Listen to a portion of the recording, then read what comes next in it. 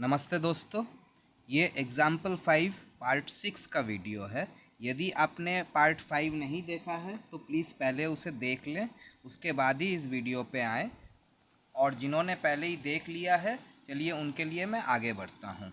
तो देखिए दोस्तों, पिछले वीडियो तक हमने क्या सॉल्व किया था। हमने sigma F X is equal to zero ये वाला इक्वेशन लिखा था और सिग्मा एफ वाई ये वाला इक्वेशन लिखा था। ठीक है, ये आपको पता है। अब देखिए इस इक्वेशन में हमारा टी ए बी निकल जाएगा क्योंकि इसका मल्टीप्लिकेशन ज़ीरो के साथ हो जाएगा और टी ए एफ का वैल्यू हम आराम से इस इक्वेशन से निकाल लेंगे। तो चलिए टी ए एफ का वैल्यू पहले निकाल लेते हैं। तो चलिए मैं लिखता हूँ यहाँ पे। तो T A F into -4/√3 is equal to -80/3। तो ये हो गया, ये माइनस माइनस कट गया, 4 20 टाइम्स इधर कट गया। तो टी ए एफ का वैल्यू कितना आ जाएगा, 20√3/3। तो इसका मतलब क्या हो गया, 20 डिवाइडेड बाई √3। मैंने √3 इधर काट दिया। ठीक है, तो 20/√3 टी ए एफ का वैल्यू आ गया। तो देखिए टी ए एफ का अगर वैल्यू हमारा निकल गया तो ये हमारा जो इक्वेशन 1 था, T A B multiplied by 4 + 4 T A F is equal to 0, इसमें टी ए एफ का वैल्यू अगर हम डाल देते तो टी ए बी निकल जाएगा। तो चलिए इसको भी निकाल लेते हैं। तो T A B into 4 is equal to 20 minus T A F का वैल्यू कितना है, 20/√3 इंटू 4। तो ये कितना हो जाएगा, 20√3 माइनस 80 डिवाइडेड बाई √3। तो ये देखिए टी ए बी का वैल्यू भी हमारा निकल चुका है यहाँ पे। तो ये एक्चुअली इज इक्वल टू हो जाएगा एक सेकेंड, थोड़ा रुक जाइए। हाँ, ये हो गया हमारा यहाँ पे टी ए बी, तब कितना हो जाएगा, ये 4 यहाँ पे डिवाइड हो जाएगा। तो 5√3 माइनस 20/√3, ये हमारा टी ए बी का वैल्यू निकल गया। तो अब देखिए फोर्स कैसे निकालना है। फोर्स बहुत ही आसान है। तो देखिए यहाँ पे हमको क्या करना है, force A B is equal to ये जो term A B into length of A B. तो अब देखिए ए बी का लेंथ हमें दिया ही हुआ है 4 मीटर और टर्म ए बी हमारा ये निकल चुका है। तो इसका मतलब force A B is equal to term A B कितना है, 5√3 minus 20/√3 into length of A B कितना है, लेंथ ऑफ ए बी है 4 मीटर। तो ये हमारा कितना आ जाएगा, चलिए कर लेते हैं, थोड़ा कैलकुलेटर का मदद ले लेते हैं। 5√3 माइनस 20 डिवाइडेड बाई √3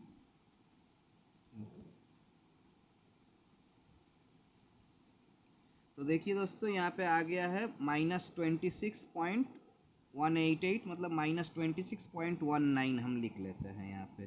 तो देखिए यहाँ पे हम लिख लेते हैं -26.19 kilo Newton.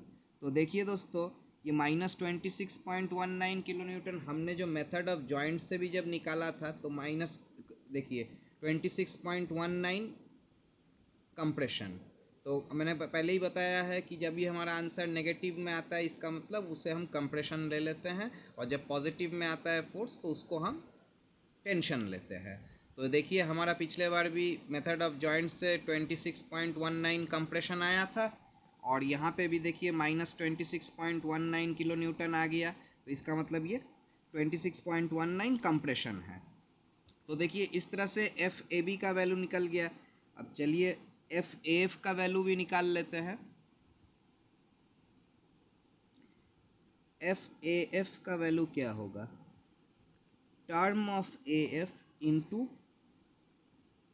Length of A F.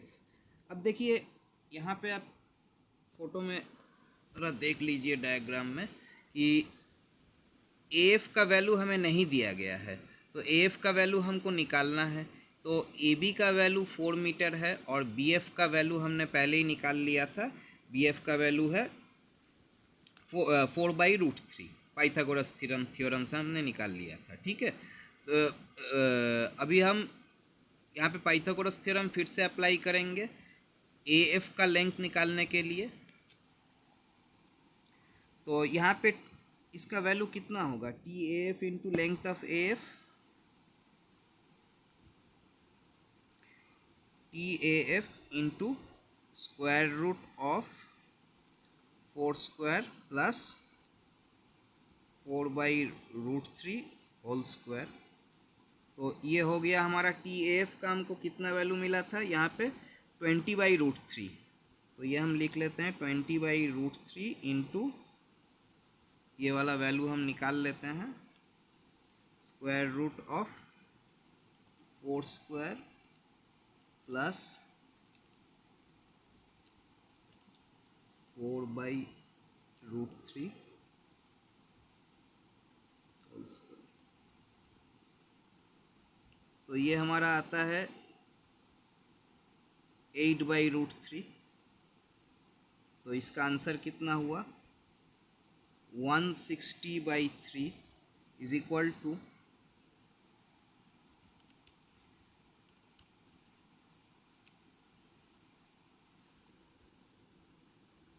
53.33 kilo newton. तो ये देखिए पॉजिटिव में आंसर आया है, इसका मतलब ये टेंशन है। तो देखिए ये भी आंसर हमारा मिल गया है। ये हमने जब मेथड ऑफ जॉइंट्स से सॉल्व किया था तो ये एफ जो मेंबर था उसमें आया था 53.33 टेंशन। देखिए टेंशन क्योंकि ये pointing away from the joint.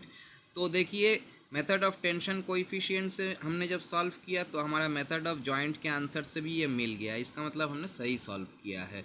अगर मान लीजिए आपको कोई संदेह हो तो आप एक काम कर सकते हैं, मेथड ऑफ टेंशन कोएफिशिएंट जब आप सॉल्व कर रहे हैं तो आपके जब ये फोर्सेस निकल चुके तो आप मेथड ऑफ जॉइंट्स का फिर से एक बार इस्तेमाल करें अपने रफ में यूज़ करके देखें कि जॉइंट पे इक्विलिब्रियम आ रहा है या नहीं आ रहा है, मतलब कि हॉरिजॉन्टल इक्विलिब्रियम मिल रहा है या नहीं मिल रहा है। तो इस तरह से आप मेथड ऑफ टेंशन कोएफिशिएंट में भी आप चेक कर ले सकते हैं कि आपका जो टर्म्स निकल रहा है वो सही निकल रहा है या गलत निकल रहा है। ठीक है, इसी तरह से आप सेल्फ चेक कर ले सकते हैं। तो देखिए इसी तरह से हम दूसरे जॉइंट्स पे भी चले जाते हैं। तो अगला जॉइंट हम कौन सा ले लेते हैं, जॉइंट डी ले लेते हैं। ठीक है, तो जॉइंट डी पे भी हम वैसे ही इक्वेशन को लिख लेंगे, जॉइंट डी। तो जॉइंट डी पे भी पहला इक्वेशन हम हॉरिजॉन्टल इक्विलिब्रियम का लिख लेते हैं, या चलिए पहले वर्टिकल इक्विलिब्रियम का इक्वेशन लिख लेते हैं, कोई प्रॉब्लम नहीं होगा, मतलब आप कोई भी इक्वेशन चाहे लिख सकते हैं। ठीक है, पिछले वाला मैंने पहले हॉरिजॉन्टल लिया था उसके बाद वर्टिकल लिया था। ठीक है, तो इस बार मैं पहले वर्टिकल इक्वेशन ले रहा हूँ, वर्टिकल इक्विलिब्रियम का, उसके बाद हॉरिजॉन्टल वाला लूँगा। तो ये क्या है, y plus term of D C Y C minus Y D plus term of D E Y E minus Y D is equal to 0। तो देखिए यहाँ पे y डायरेक्शन में हमारा कोई भी एक्सटर्नल फोर्स है, तो देखिए हमारा d पे एक नेगेटिव 40 किलो न्यूटन का फोर्स है, तो इसे हम -40 लिख लेंगे, -40 plus term of D C Y C minus Y D. तो वाई सी हमारा कितना है, 0 है, वाई डी कितना है, 0 है, Y C minus Y D plus term of D E, Y E कितना है, वाई ई है -8/√3। तो -8/√3 हम लिख लिए, -0 इज इक्वल टू 0। तो अब इस इक्वेशन को हम जब सॉल्व करेंगे तो इसमें आप देखिए हमको टी डी का वैल्यू आराम से निकल जाएगा, क्योंकि टी डी सी यहाँ पे 0 हो जाएगा। ठीक है, तो चलिए इसको सॉल्व कर लेते हैं सबसे पहले। तो इस इक्वेशन को यदि हम लिखे फिर से रीअरेंज करके, तो ये हो जाएगा T D E -8/√3 is equal to, यहाँ पे 40 इधर चला जाएगा तो ये हो गया 40। तो ये वैल्यू कितना आ जाएगा, सॉल्व कर लेते हैं। T D E is equal to 40 divided by -8 into √3। तो ये वैल्यू आ गया आपका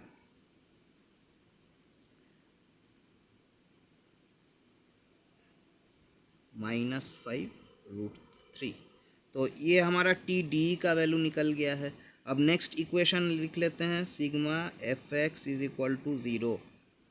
तो चलिए इसको भी पहले लिख लेते हैं, x plus T D C X C minus X D plus term D E X E minus X D is equal to 0। तो देखिए एक्स डायरेक्शन में हमारा कोई फोर्स है जॉइंट डी पे, उत्तर है हाँ। तो ये 20 किलो न्यूटन राइट की तरफ पॉइंट कर रहा है, तो इसको हम पॉजिटिव ले लेते हैं। ठीक है, तो हमारा x का वैल्यू कितना हो गया 20। टी डी सी का वैल्यू हमें नहीं मिला है, टी डी सी हम लिख लेते हैं X C minus X D. तो एक्स सी कितना है 8 है, X C minus X D 32/3।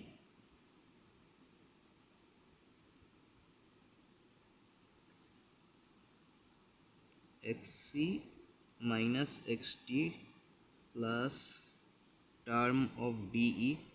D का हमको कितना मिला था वैल्यू, -5/√3।